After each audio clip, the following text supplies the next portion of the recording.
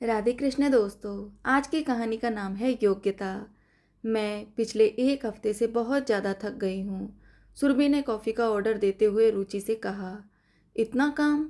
कभी कभी दिल करता है कि नौकरी छोड़कर घर बैठ जाऊँ।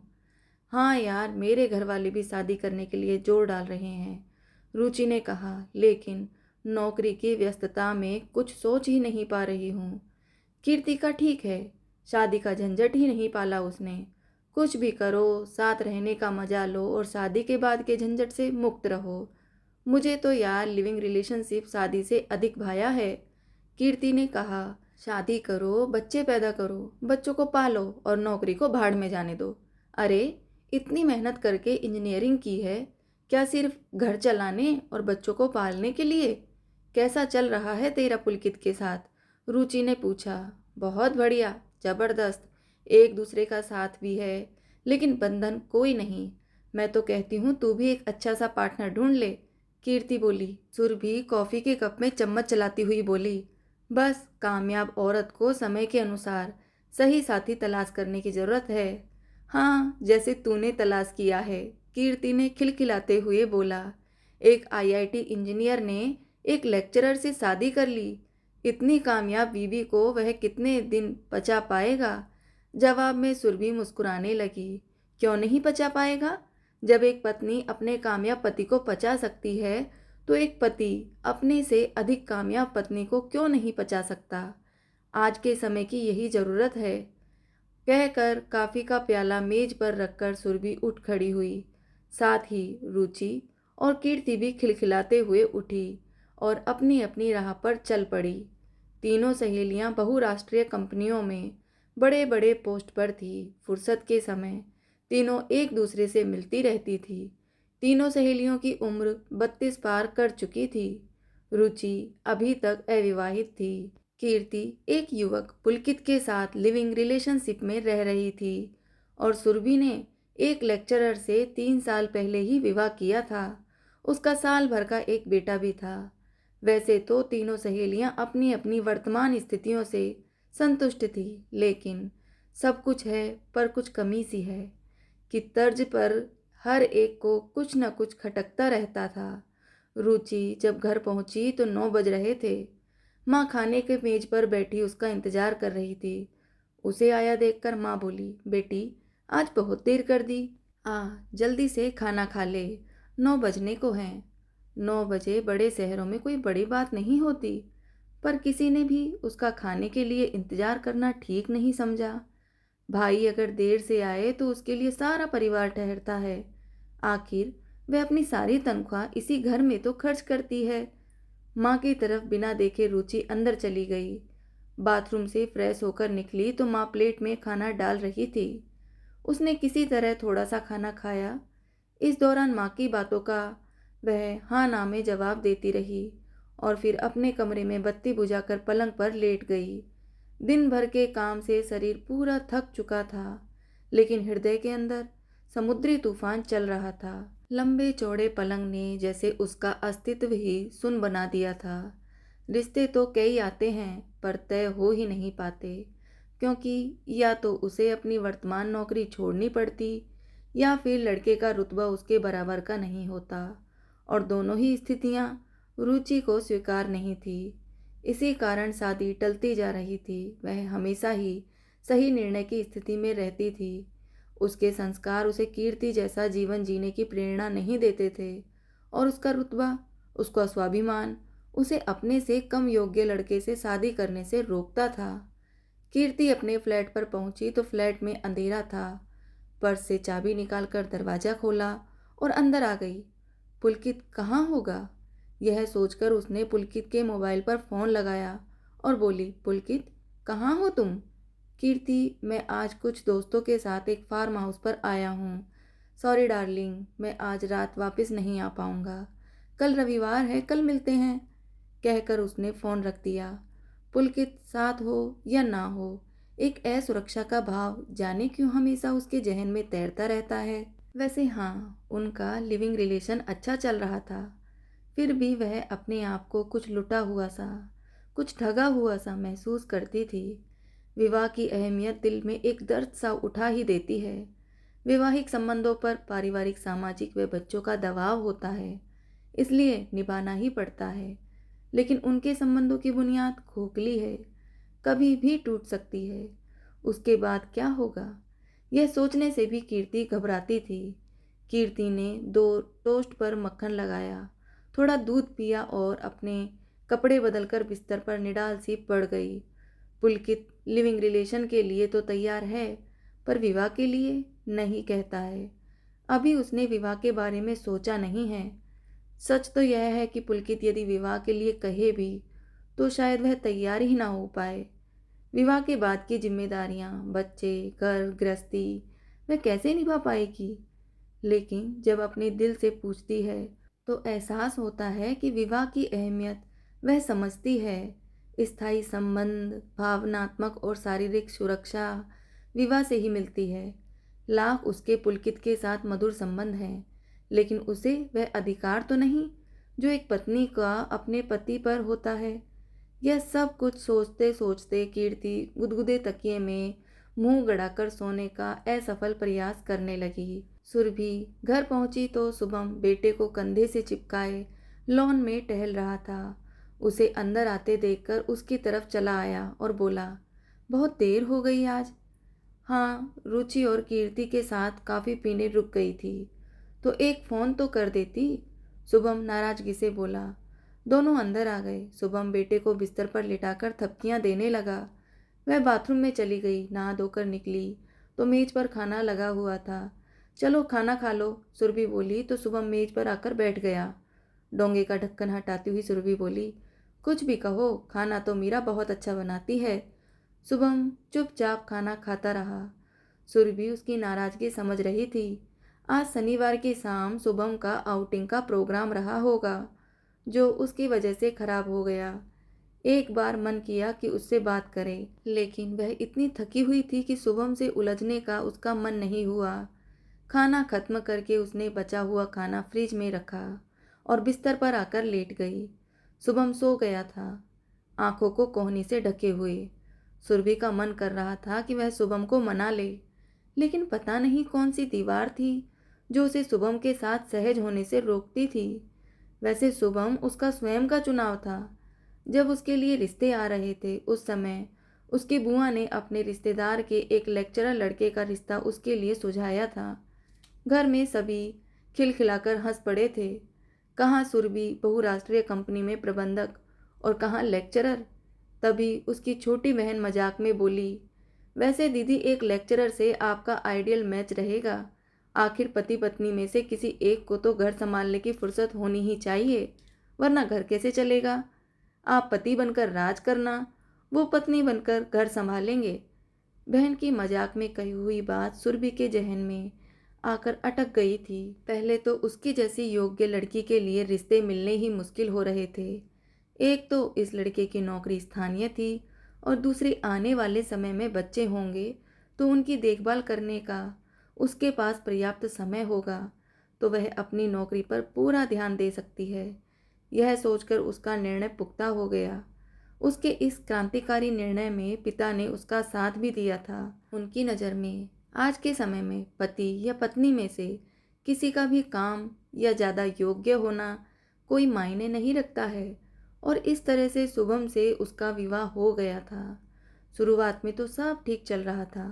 धीरे धीरे उनके रिश्तों में खिंचाव आने लगा। उसकी तनख्वाह, उसका दायरा, उसकी व्यवस्थाएं, सभी कुछ शुभम के मुकाबले ऊंचा था, और यह बात सुरभि के हाव भाव से जाहिर हो जाती थी। शुभम उसके सामने खुद को बौना महसूस करता था। सुरभि सोच रही थी कि काश उसने विवाह करने में जल्दबाजी ना की होती तो आज उसकी यह स्थिति नहीं होती। उससे तो अच्छा रुचि और कीर्ति का जीवन है, जो खुश तो हैं। शुभम उसकी परेशानियां समझ ही नहीं पाता। वह चाहता है कि और पत्नियों की तरह मैं उसके अहम को संतुष्ट करूं। यही सोचते सोचते सुरभि सो गई। दूसरे दिन रविवार था। वह देर से सोकर उठी। जब वह उठी तो मीरा, रामू काका और बिमला आंटी सब काम करके जा चुके थे और आया बिट्टू की मालिश कर रही थी। वह बाहर निकली, किचन में जाकर चाय बनाई, एक कप शुभम को दी और खुद भी बैठकर चाय पीते हुए अखबार पढ़ने लगी। तभी उसका फ़ोन बज उठा। उसने फ़ोन उठाया तो देखा कीर्ति का फ़ोन था। हेलो कीर्ति, क्या हुआ? चाय पीते हुए सुरभि बोली। कीर्ति कुछ देर तक सुरभि से बात करने लगी। कीर्ति बोली, सुरभि क्या तुम थोड़ी देर के लिए मेरे घर आ सकती हो? तो कीर्ति की आवाज़ उदासी में डूबी हुई थी। क्यों? क्या हो गया? सुरभि कीर्ति से चिंतित स्वर में बोली। कीर्ति बोली, बस घर पर अकेली हूँ, रात भर नींद नहीं आई, बेचैनी सी हो रही है। मैं अभी आती हूँ कहकर सुरभि उठ खड़ी हुई। शुभम सब कुछ सुन रहा था। उसका तना हुआ चेहरा और भी तन गया। वह तैयार हुई और शुभम से बोली, अभी आती हूँ कहकर बाहर निकल गई। कीर्ति के फ्लैट पर सुरभि पहुंची तो वह उसका इंतजार कर रही थी। बाहर से ही अस्त व्यस्त घर के दर्शन हो गए। वह अंदर बेडरूम में गई तो देखा कीर्ति सर पर कपड़ा बांधे बिस्तर पर लेटी हुई थी। कमरे में कुर्सियों पर हफ्ते भर के उतरे हुए मैले कपड़ों का ढेर पड़ा हुआ था। कहने को तो पुलकित और कीर्ति दोनों ही ऊंचे ओहदे पर कार्यरत थे। उनके घर को देखकर जरा भी नहीं लगता था कि यह दो सम्मान विचारों वाले इंसानों का घर है। क्या हुआ कीर्ति?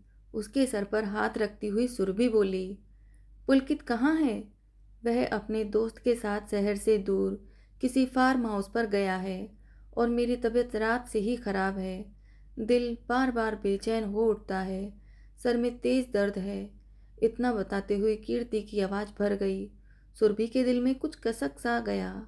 यहाँ कीर्ति इसलिए दुखी है कि पुलकित कल से लौटा नहीं और उसके पास शुभम के लिए समय ही नहीं। तो इसमें घबराने की क्या बात है? रात तक पुलकित लौट आएगा।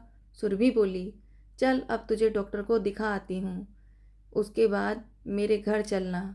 बात रात तक आने की नहीं है। कीर्ति बोली, पुलकित का व्यवहार कुछ समय से बदल रहा है। वह अक्सर ही मुझे बिना बताए अपने दोस्तों के साथ चला जाता है। कौन जाने उन दोस्तों में कोई लड़की हो। बोलते बोलते कीर्ति की रुलाई फूट पड़ी। लेकिन तूने कभी कहा नहीं। क्या कहती कीर्ति थोड़ी देर चुप रही। वह मेरा पति तो नहीं है ना, जिस पर कोई दबाव डाला जाए। वह अपने फैसले के लिए आज़ाद है। कीर्ति बोली और कीर्ति सुरभि की बाँह पकड़कर रोने लगी। तूने अपने जीवन में सबसे सही निर्णय लिया है। तेरे पास सब कुछ है, सुकून भरा घर, बेटा और तुझे मान सम्मान देने वाला पति। पर मेरे और पुलकित के रिश्ते का क्या है? कौन सा आधार है जो वह मुझसे जुड़ा रहे? आखिर इस रिश्ते का और इस जीवन का क्या भविष्य है? एक उम्र निकल जाएगी तो मैं किसके सहारे जीऊंगी?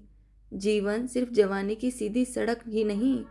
कीर्ति बोली, इस सीधी सपाट सड़क के बाद एक सकरी गली भी आती है। घोर अंधेरे में जब वह गली मुड़ती है ना, तो एक भयानक खाई आती है, बुढ़ापे की। और जीवन का वही सबसे भयानक मोड़ है। तब मैं क्या करूंगी? कहकर कीर्ति रोने लगी। शुभम तुझसे कुछ कम योग्य सही, लेकिन तेरे जीवन की निश्चिंतता उसी की वजह से है। उसे खोने का तुझे डर नहीं, घर की तुझे चिंता नहीं, बेटे के लालन पालन में तुझे कोई परेशानी नहीं। रोती रोती कीर्ति बोली, मेरे पास क्या है? पुलकित का मन होगा तब वह मेरे साथ रहेगा। फिर उसके बाद सुरभि हतप्रभ हो कीर्ति को देखती रह गई। उसकी आंखों में, उसके चेहरे पर असुरक्षा के भाव थे, भविष्य की चिंता थी। लेकिन क्यों? कीर्ति खुद इतने ऊंचे पद पर कार्यरत थी। आज इस आज़ाद ख्याल से जीवन जीने वाली हिमायती कीर्ति के मन में भी पुलकित के जाने का डर है। जीवन में अकेले रह जाने का डर है। पुलकित के बाद दूसरा साथी बनाएगी, फिर तीसरा, फिर चौथा और उसके बाद?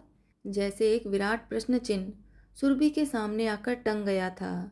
वह तो अपनी नौकरी के अलावा कभी किसी बारे में सोचती ही नहीं। बस शुभम का अपने से कम योग्य होना ही उसे अखरता रहता है और इस बात से वह दुखी होती रहती है। पुलकित कहीं नहीं जाएगा, सुरभि बोली। आ जाएगा रात तक, तुम्हारा भ्रम है। वह कीर्ति को दिलासा देती हुई बोली और दिन भर के लिए उसके पास रुक गई। शाम को जब वह घर पहुंची तो घर पर रुचि को अपना इंतजार करते पाया। अरे रुचि, इस समय तुम कैसे आई? तुमसे बात करने का मन हो रहा था, सो आ गई। शुभम जी ने बताया कि तुम कीर्ति के घर गई हो, आने वाली होगी। मुझसे इंतजार करने को कहकर वह कुछ सामान लेने चले गए। एक पल चुप रहने के बाद रुचि बोली, शुभम बता रहे थे कि कीर्ति की तबीयत कुछ ठीक नहीं है। क्या हुआ है उसे? कुछ नहीं, वह अपने और पुलकित के रिश्ते को लेकर कुछ अपसेट सी है। सुरभि सोफे पर बैठती हुई बोली। कीर्ति को पुलकित पर भरोसा नहीं रहा।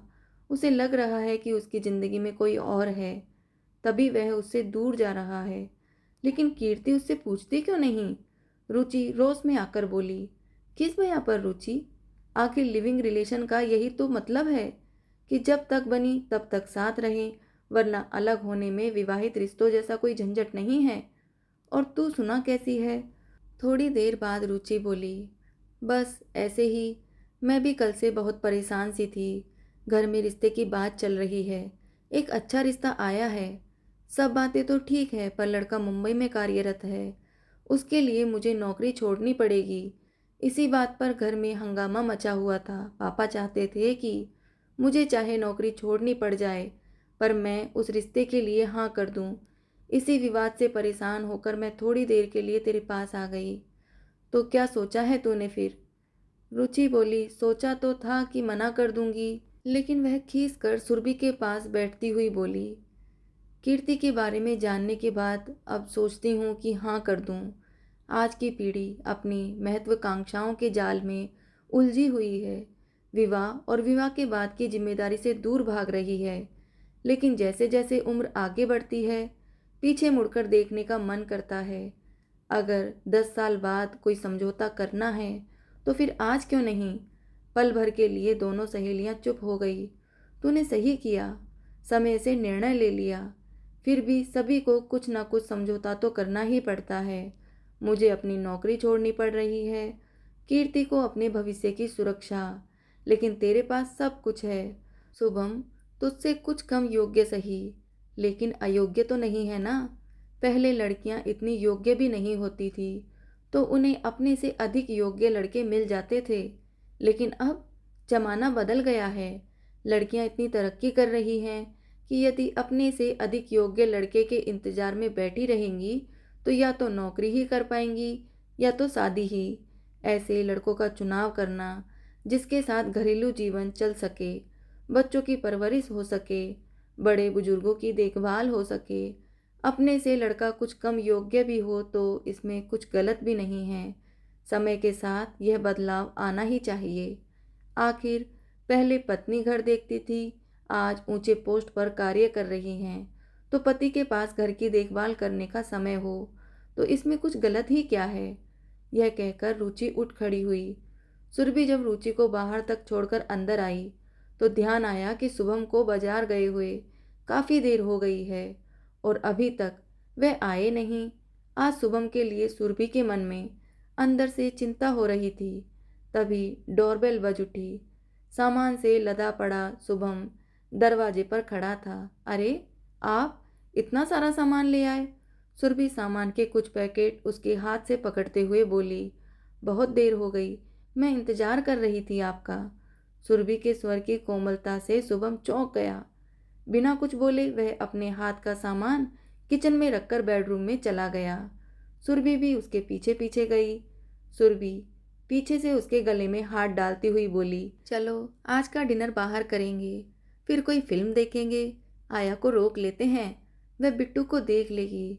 उसके इस प्रस्ताव और हरकत से शुभम हैरानी से पलटकर उसकी ओर देखने लगा। ऐसे क्या देख रहे हो? सुरभि इठलाती हुई बोली, हर समय गुस्से में रहते हो। यह नहीं कि कभी बीबी को कहीं घुमा लाओ, फिल्म दिखा लाओ। आम घरेलू औरतों की तरह सुरभि बोली तो उसकी इस हरकत पर शुभम खिलखिलाकर हंस पड़ा। फिर भी सुरभि उसके गले में बाहें डालकर उससे लिपट गई। मुझे माफ कर दो शुभम।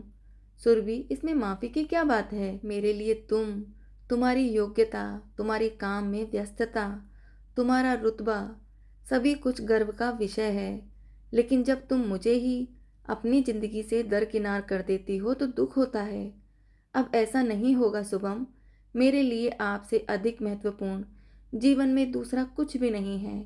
आप में और मुझ में कोई फर्क नहीं, हमारा कुछ भी हो, चाहे वह नौकरी हो या सामान, जिंदगी भर नहीं रहेगा, लेकिन हम दोनों मरते दम तक साथ रहेंगे।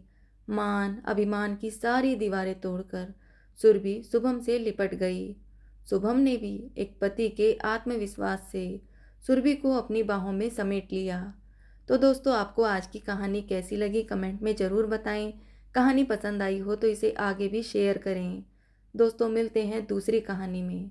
धन्यवाद दोस्तों। जय श्री राधे कृष्ण।